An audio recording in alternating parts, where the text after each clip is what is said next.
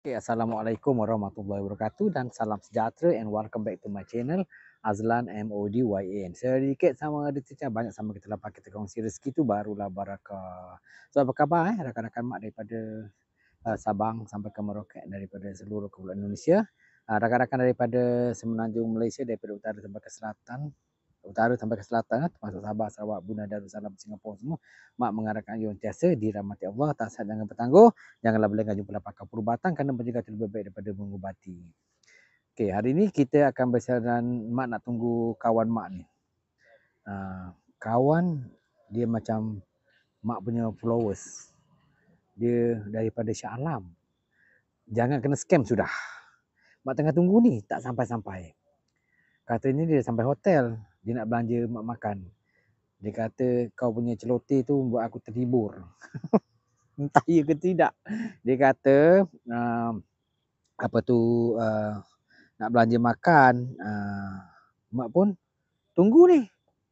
Dekat Parit Tiram, tepi sungai, nampaklah Bandar Muar. Kenapa ni belakangnya apa tu? Macam penjara pula, bukan, itu adalah kaunter jururawat. Ni kat Muar ni. Depan mak tu sungai. Nampaklah jembatan Muar semua. Mak nak tunggu ni, mak punya followers ni. Beria-ria nak telefon mak. Kebetulan dia kata dia ada urusan di Muar.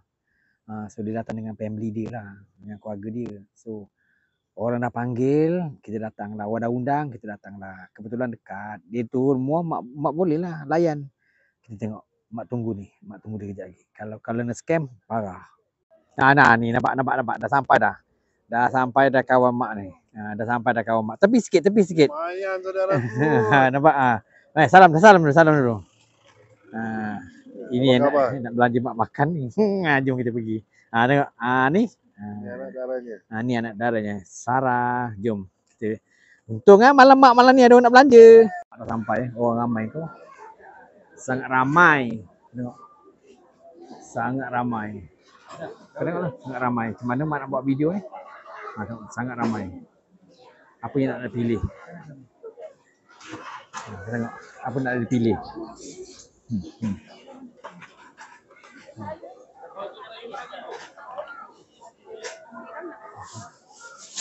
Nampak? Dek, nunggu berjam, Dek. Kalau kau pregnant dah bersalin dah. Tapi orang ramai sesak sangat. Ni yang kita makan. Air pun baru sampai.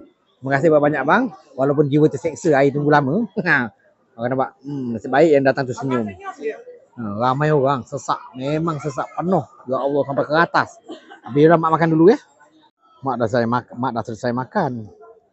Ni suasana kat luar dia. Dekat makan dekat mana? Di Tiram Terapung. Memang sedap tempat dia. Orang ramai. Ini yang kat darat. Kalau yang dekat atas air, ujung sana tu. Yang kat ujung. Parking pun luas.